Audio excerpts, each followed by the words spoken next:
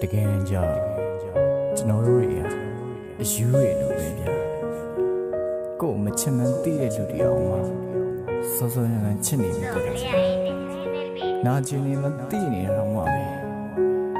ဖတ်တွယ်နေတတ်တာမျိုးဗျာ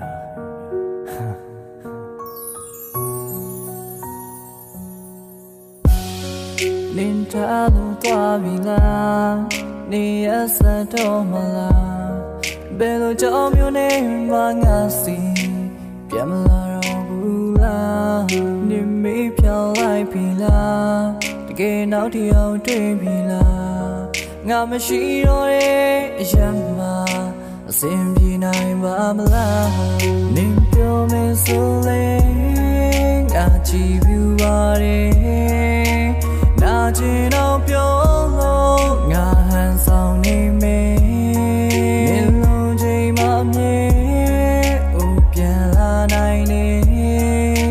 စင်ပြေတော့မင်းတို့အသိရှိပြောမယ်ဆိုတော့ငါပဲလေနေမတွေ့နေတော့မင်းတို့လုံးဝအတော့မဝင်လေဆုံးပြလိုက်ပေါ်ချစ်သူရဲ့လူရှင်မပြောရခါတခါတော့ငါစီပြန်ခဲ့ပါအမြဲတမ်းကပွင့်ထားတော့လေ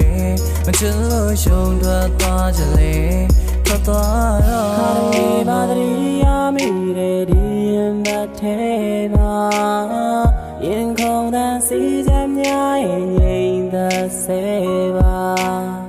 ရင်နာစရာဖြစ်ပြများကိုငါလည်းမမေ့ပါချိန်တစ်ခါကချစ်ခဲ့ဘူးတိုင်းမှန်များလားအကျဉ်းသာဆုံးချစ်တဲ့သူနေပါအောင်ဒါတော့မှလိုကိုမောငါဘဝမှာရင်နာဆုံးမပူပါနဲ့နဲ့တော့ငါမလိုတော့လဲထားခဲ့ပါတန်ရနဲ့